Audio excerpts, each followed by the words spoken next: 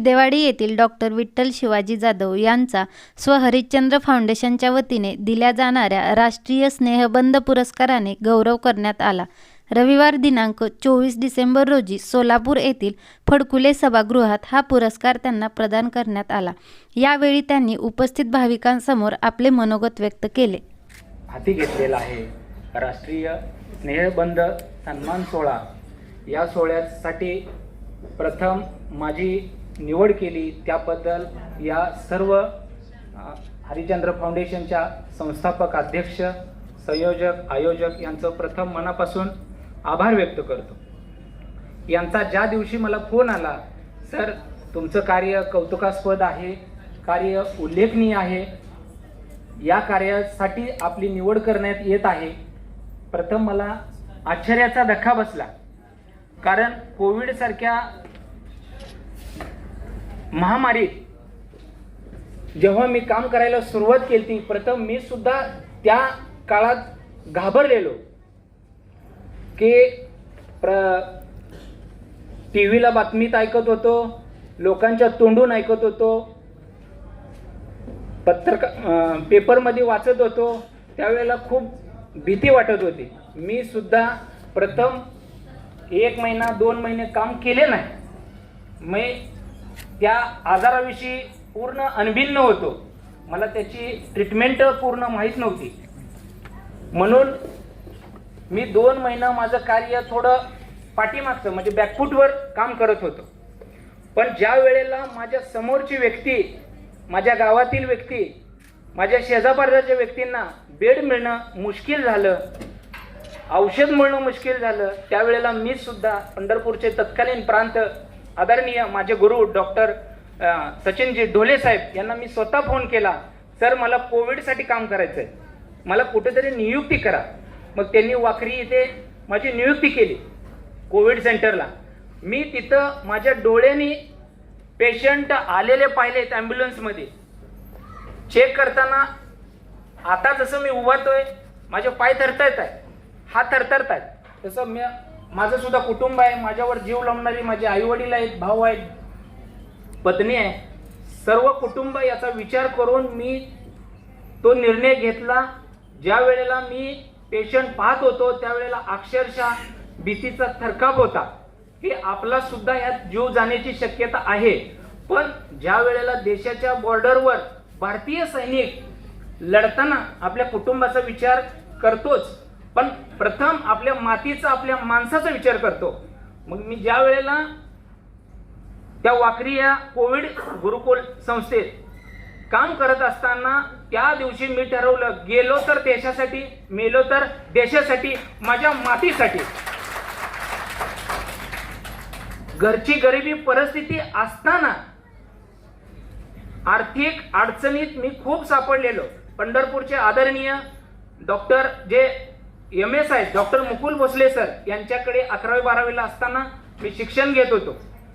घरची आर्थिक परिस्थिती खूप बिकट की पंढरपूरला येण्या जाण्याचा खर्च, तिथं राहण्याची खोली भाडं, इथपासून माझं आर्थिक अडचणीत मी सापडलेला असताना घरच्यांचा एक आधार, घरच्यांचा एक किरण मी होतो। मग त्याच्यासाठी मला पात्रता, माझी सिद्धता मला सिद्ध करायची होती। म्हणून डॉक्टर भोसले सरांच्या इथं मी कामाला राहिलो, त्यांच्यापाशी शिकलो, लहानाचा मोठा झालो। पण तिथं अभ्यास करताना 12वीच्या पेपरच्या वेळेला माझ्या हातून जे ऑपरेशन थिएटरच्या ऑपरेशनच्या अगोदर जो ड्रम असतो तो फ्युमिगेशन केला जातो, त्याला एक चिकटपट्टी चिटकवलेली असते की 1.5 तासाच्या आत तो फ्युमिगेशन झाला पाहिजे। पण अभ्यास करता करता मला झोप लागली, एक अर्धा तास जास्त झाला, त्याच्यातून धूर येऊ लागला आणि आतलं फ्युमिगेशन आहे ते ओव्हर झालं, म्हणजे काळं पडलं, म्हणजे जे कपडे असतात ते ॲप्रॉन वगैरे असतो तो थोडा काळा पडला।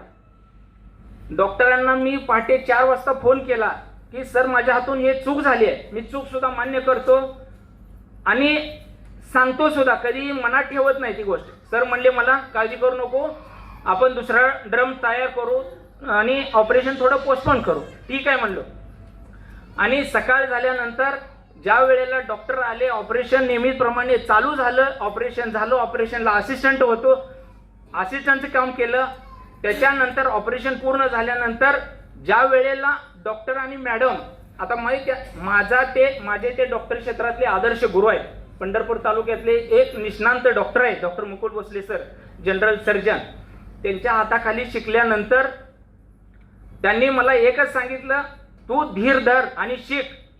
त्यावेळेला माझ्या मनातून इतक्या आनंदाच्या अश्रू डोळ्यातून वाहत होत्या आणि डॉक्टरांना सांगितलं की आजपासून मी ह्या दवाखान्यातून खाली पायऱ्या जशा उतरून त्या दिवशी वर चढताना माझ्या इथं बिल्ला असेल की मी डॉक्टर असेल, एवढी जिद्द मी त्या दिवशी बाळगली. आणि जी जिद्द त्या दिवशी होती त्या जिद्दीने मला अण्णासाहेब डांगे आयुर्वेदिक मेडिकल कॉलेज आष्टा येथे ॲडमिशन मिळालं.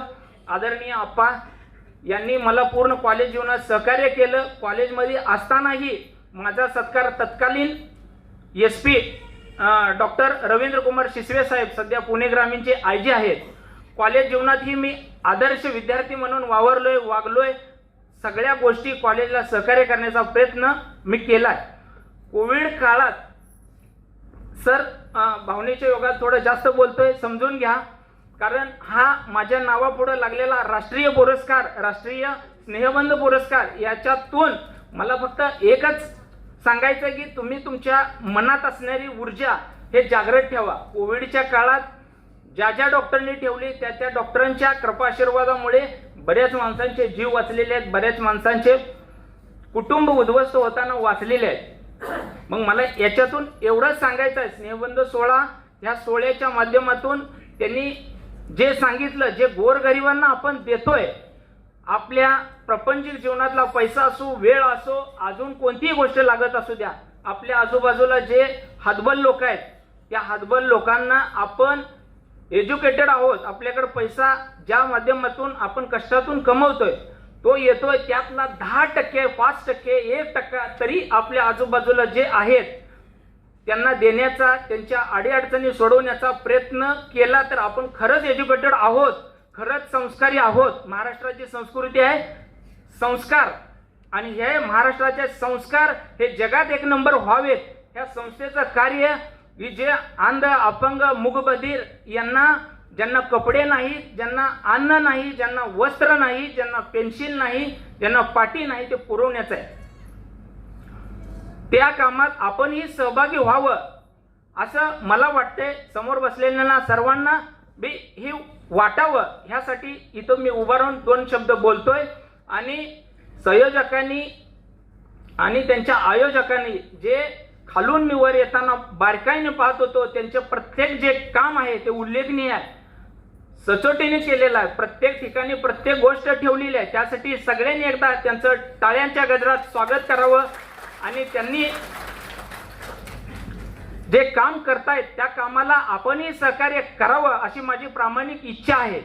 आणि त्यांनी जो मला राष्ट्रीय स्नेहबंध पुरस्कार जाहीर केला त्याबद्दल त्यांचं मी मनापासून आभार व्यक्त करतो, धन्यवाद देतो. आणि मला 2 शब्द बोलणे